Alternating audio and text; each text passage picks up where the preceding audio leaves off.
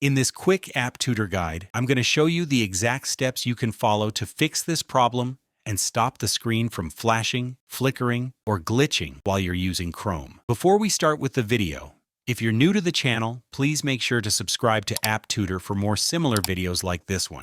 So let's first press the three dots at the top right, and after that I'm going to locate and open the settings page. Once the settings opens, we're going to use this search bar at the top and then type acceleration, and a couple of options will appear.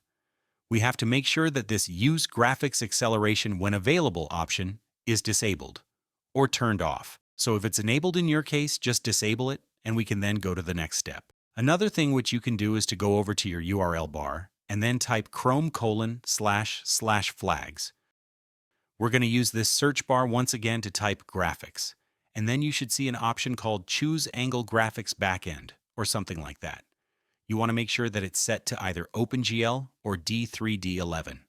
After that, you're going to restart the Chrome web browser and see if that fixes your issue. Another fix which you can try is to search for smooth scrolling also, and then disable that if it's enabled. That feature can also cause your browser to flicker.